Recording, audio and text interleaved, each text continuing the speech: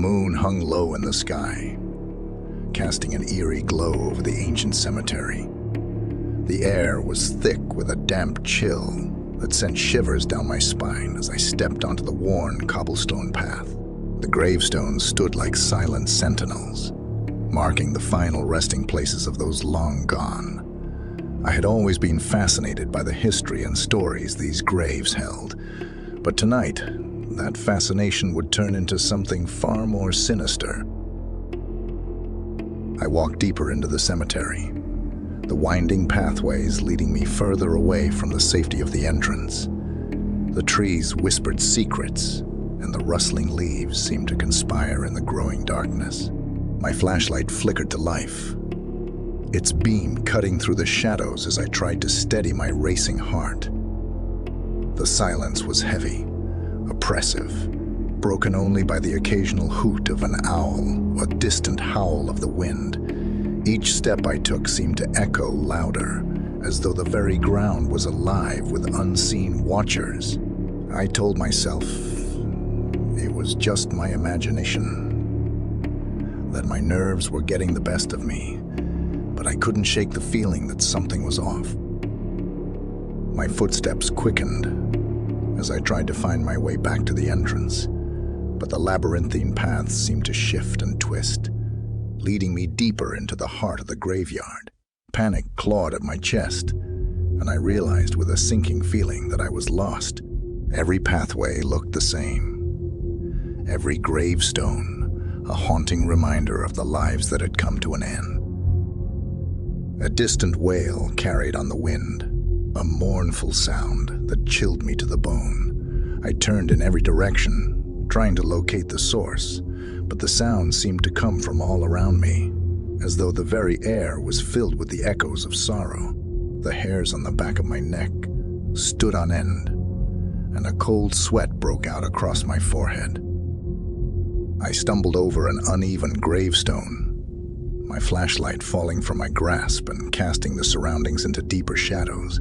Heart pounding, I retrieved the flashlight and swept the beam across the area, only to have it land on a group of figures standing among the gravestones.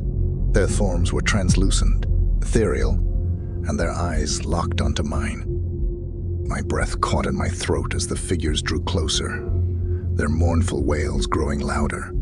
I tried to speak, to call out for help, but my voice failed me. As they came nearer, I could see the pain etched into their features, the weight of their unfinished stories carried in their hollow eyes. They reached out to me with spectral hands, fingers stretching as if seeking something just beyond their grasp. I stumbled back, my heart racing as the figures surrounded me. Their voices merged into a chorus of anguish, a symphony of sorrow that threatened to consume me.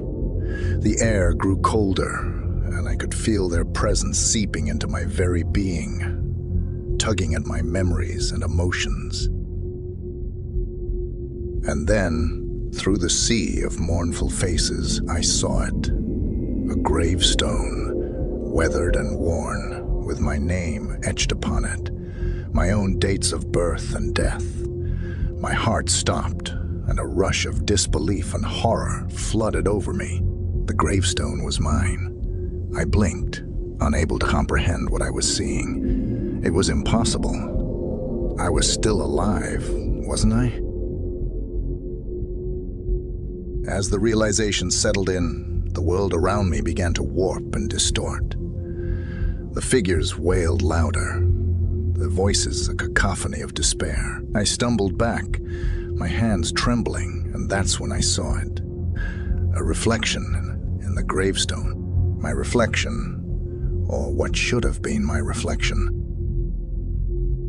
But instead of seeing myself, I saw a figure just like the others, translucent and sorrowful. It was then that the truth hit me with a force that knocked the breath from my lungs. I was one of them, a ghost among ghosts trapped in this graveyard, unable to move on. Tears welled in my eyes as I looked around at the other spirits. They had been lost, just like me, trapped between the worlds of the living and the dead. The wailing grew louder, and I joined in, my voice blending with theirs in a haunting chorus of anguish. I wandered the graveyard, a ghost among the departed, my footsteps echoing through the pathways of the departed. I had become a part of the very history I had once been so fascinated by, my own story, now woven into the fabric of this eerie place. And as the moon hung low in the sky, casting its pale light over the gravestones, I knew that I was forever bound to the pathways of the departed, a lost soul trapped in the haunting embrace of the graveyard.